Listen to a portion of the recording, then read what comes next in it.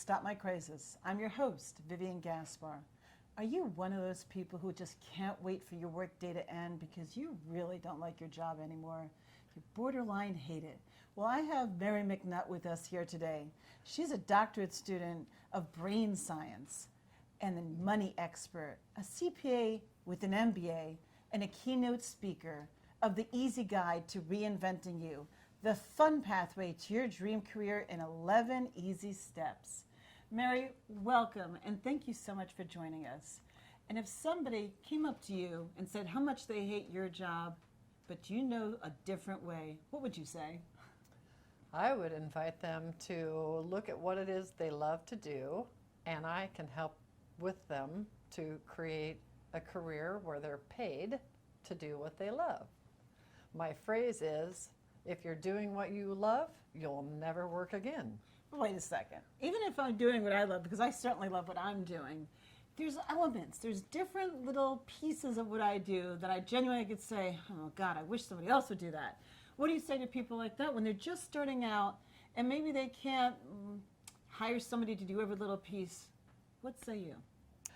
So as a business owner, in your situation, what I found with a lot of my business clients is they're trying to wear all 10 hats that it takes to run a business. For example, I have a client that's a really great cabinet maker.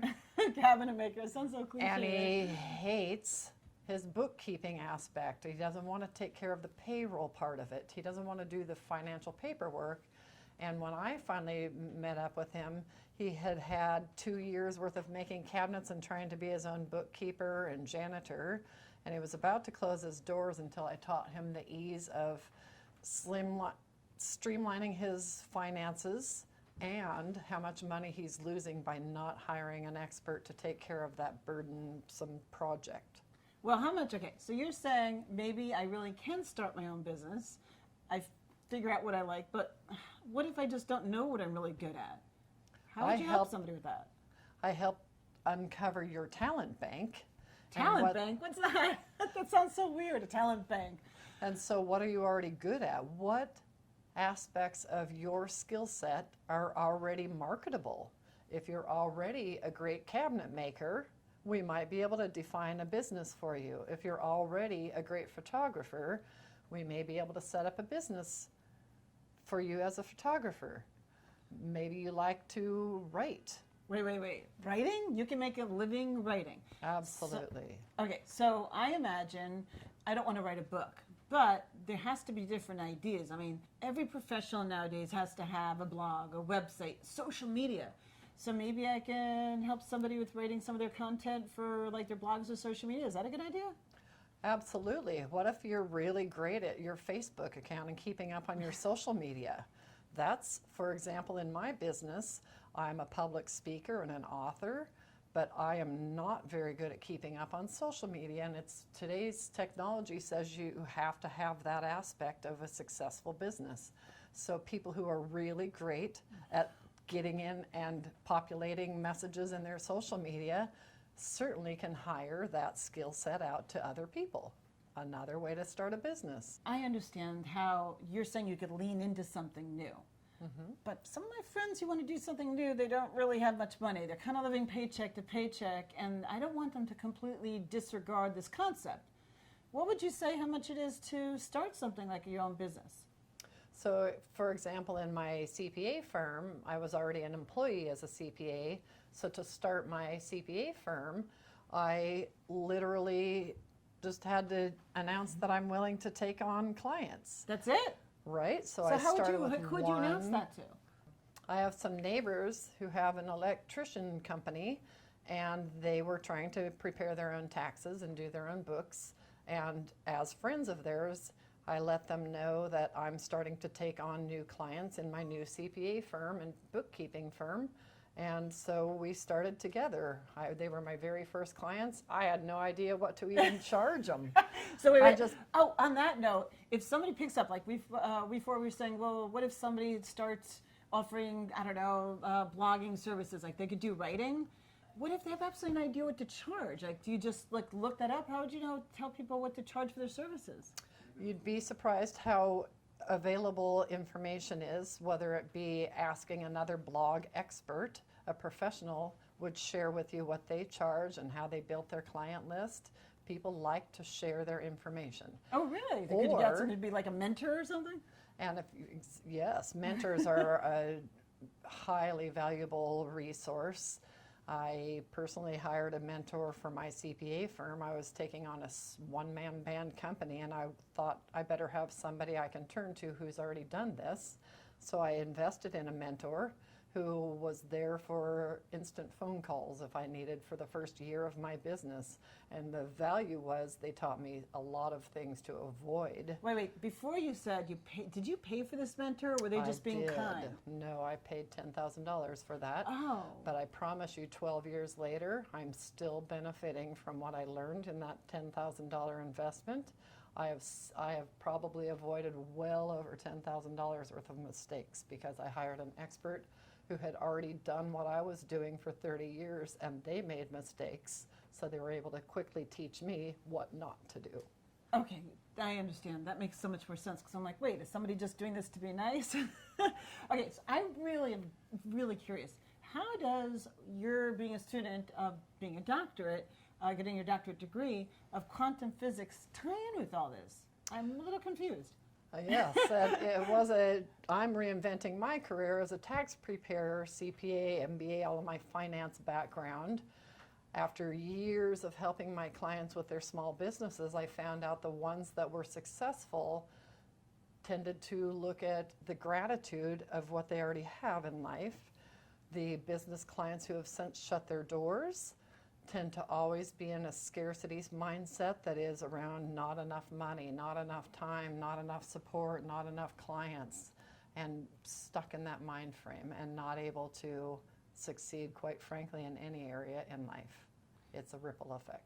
Oh, so if they're thinking, if they're just, maybe it comes through in different aspects of that, like they're ready to give up, and people, I think, aren't attracted to, whether it's do business or just be around people who are just feeling negative, naysayers, along those lines, right? Correct, and that's also the complainers tend to hire complaining clients, and then they resent their clients who are a mirror of themselves. Wow, that'd be kind of scary if you resent what's your mirror image. So like, there's no way then it can breed more and more and more. Plus, eventually, I mean, if you want to grow your business, you have to end up hiring people at some point. And then what kind of people are you going to attract to work with you? That's accurate. If you're a complaining boss, the only people who will stick with you on your team are complaining employees. Oh my God, that will And really make your life miserable. It's not a very high morale around the office when everybody's complaining about everybody. So if you change your mindset, right, that'll help. That's right, because the scarcity behind money is also the scarcity behind what you think your employees are contributing, is also the scarcity behind your client list, is also the scarcity of not enough time for your relationships or your health or your further education. Wow, that's a real ripple effect. That just sounds like it just covers everything that your body can really go through, because I always heard, what the mind leads, the body will follow. Now, I'm sure that you're going to say that stress could lead into ending up making you sick. It sure can. So in my quantum physics, the reason I got into that is because I could see people so fearful of not enough money that their health was plummeting. When your thoughts are stress-based, your health is stress-based. And when you're sending stress hormones throughout your body, not enough money, not enough time, not enough answers, that just feels stressful. Not enough resource, your body is literally producing the fight or flight stress hormones, and that breaks down your immune system. Quite frankly, it slows down every system in your body, and that leads to dis-ease or a lack of ease in your body, and that's how we are susceptible to being diagnosed with diseases, being constantly found with illnesses. I actually heard from a prior guest, coincidentally, that there was a woman who went through these abuse cycles. She was a domestic violence victim, and it ended up where, I think it was like a 7-year cycle, she actually ended up getting cancer when she ended up being in longer term relationships as a domestic violence victim, unfortunately, she repeated this cycle. So I think that's just another way that this manifestation happened. When you're in this massive amount of stress, it came out. And I never realized that you can actually get cancer manifesting just from stress. And I think that's extreme, but you're now saying that totally makes sense and gels with what you're saying. And cancer doesn't just appear one day. It takes time to break down your systems, and cancer is a reflection of a broken down body. And quite frankly, doctors and scientists are backing this up more and more daily, that stress most definitely leads to dis-ease and terminal reality. Wow. Terminal reality. That's one way I never thought about it. So having a stressful career, quite frankly, the majority of our adult awake hours, the activities are towards our career, whether we're getting ready to go to our career, whether we're furthering our education, whether we're on the job, whether we're at a lunch break, whether we're thinking about looking for another job. All of the time it takes to dedicate to your career, quite frankly, takes up the majority of your adult life. And if that career is stressful to you, it lowers your happiness. Stress is not what happens to you. Stress is how you relate to what happens to you, right? So you were talking about how that relates to the quantum physics that you're a doctorate student in. How does that relate more? So if you're filled with stress, whether that be about your finances or whether that be about having to go clock in again tomorrow to a job you hate, or whether that be about your marriage or your parenting or any area of life that's important to you, if your constant focus is in what's not working, what's not enough, or where there's a shortage, you're going to be filled with stress. So stress does happen as a result of your thinking patterns, where if I put a mission statement on my health that says I want peace inside above anything else, then if I continue to allow stressful thoughts to pour through my body, I'm not following my own mission statement. So what I can do if I find myself in a stressful career and my mission statement for my health is to be peaceful inside, if I'm really in alignment with my mission, I can't continue working for a toxic environment, for example. So I have to start putting in a game plan of how to move on to a company that's less stressful, less toxic. You say company, or you could be getting self-employed, like leading into that self-employment. Right. Whether you're working for someone else or for yourself, the people you surround yourself with, the types of activities in each day, those will influence your health. Now you're talking about stress. I've got to ask, does that mean perhaps you're cutting out somebody in your life that just exudes stress, and for your own sanity, peace of mind, whatever you want to call it, for your own life's betterment, you might want to cut some people out? I heard that's a tactic that you should use. It is a tactic if indeed you've already found yourself to be able to not be one of the stressful people. So if you're not a stressful person, example, you don't want to engage in gossip, and you've had a friend that tends to spend a lot of time in gossip. Maybe you've had an honest conversation with them that you're recognizing that it's stressful to your body to gossip, and that you're trying to lean in the direction of no more gossip. If they continue to gossip and you remind them again, your goal is to not gossip anymore. Eventually, if you've honorably worked on not gossiping yourself first and honorably had a conversation with friends that matter to you, family members that matter to you, if you want to spend time with them and they insist on doing the same behavior that's negative, at some point in time, it's to your mission statement's favor that you understand you want to spend less time with the people who insist on still gossiping. Doesn't mean you have to eliminate them, you just get in, get out, quicker visits. So you as long as you make sure you're the person other people want to be around, that's it. You can do it too. That's it. You wrote this book that helps people lean into a new career. Tell me about what inspired you to do this. My own career has been reinvented. My husband's career has been reinvented. And quite frankly, I'm on, I think, my fourth reinvention, because once upon a time, I thought being a CPA would take me all the way through to retirement.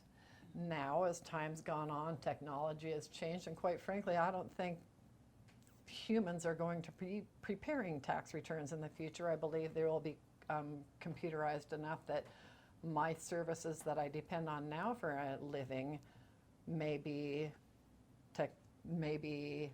eliminated. So I started thinking, well, what can I do? I'm a business consultant. I'm a tax expert, and I also help people start their businesses or fine-tune their businesses. They may already have been a few years into their business, and now they're thinking, should I just close the doors, or can I upgrade this business to one that I have fun in again? Well, I heard, unfortunately, the statistics, because, I wrote a book, and it brings me back to, unfortunately, only 20% of those who start a business will last past 5 years. Mm-hmm. And I think that it sounds like you're on a mission to help people not just lead into a new business, but prosper and ultimately make it extremely successful. But I think not enough people realize you can have fun while you're doing that. So I love your little tagline, putting the fun, what's that called? So help me out here. The fun pathway to your dream career in 11 easy steps. And the abundance, fun dance to abundance. I love that. The fun dance to abundance. And the romance, because everything's related. But you know what? I've been wanting to ask you this. I think a big obstacle is your spouse and you might not see eye to eye. If you are fed up with your job, but you're getting a salary, what if your spouse is not on board to risking a salary, even if it's a couple steps down the line? You get one customer, you get two customers. You might just have to take that plunge to going full-time in your business. But what if your spouse is still scared? How do you handle that? First, you would, of course, want to have an agreement on what your ultimate goal for each of you are in bringing careers and money to the table, and what you expect of one another, so that you can then harmoniously look for being able to reinvent yourself and not hurt that goal that you both have. So if you look at your household financial needs, you can stop with your spouse that's fearful. Typically they'd be fearful that somehow there's not going to be enough money as you transition into your own business out of your salaried employment status. Or what about benefits? Or what if they rely on your benefits and you want to go self-employed and you're not going to have any more benefits? And that's all still part of the finance package. So if I were to look at how much am I paid per hour, but I have no benefits, and another person is paid X amount of hour with benefits, what you really want to look at is, what income do I need to replace my package? My employer, for example, might be paying me salary and health insurance and auto reimbursement or travel reimbursement, and now I'm going to be my own person paying for traveling, paying for advertisement, paying for health insurance. Oh my God. I ultimately this need sounds to so know. Scary. I just need to know what do I have to make to replace my income, and my spouse and I would find a tipping point when I was able to give notice at my salaried employment, because I've now brought on one client, then two clients, then three clients, and eventually there's a tipping point. Some of my clients have been able to transition from full-time salaried employees to a part-time salaried employee to the same company as they grew their client list enough. So they're transitioning both of the business and their employment provide all the money they need and benefits, and eventually if they're doing well in their business, then they can completely quit their job. That makes a lot of sense. And so first of all, what I take out of this is, first lesson is get your book. Second is you are available for consulting, right? You help people through that whole transition. Mary, how do you help people find their passions to reinvent themselves? I've developed this great workbook to help people find their passion so they can make a career out of doing what they love. Mary, this has been extremely helpful, because I know a lot of our viewers and some of my friends will get a lot of information out of this, so maybe they can be happy with their next incarnation of their lives. Thank you. Thank you. And remember, you don't have to stay unhappy, because if your job is not what you want it to be, you don't want it to hit that ripple effect and lead to disagreements at home, fighting, or yelling at the kids more than you want to.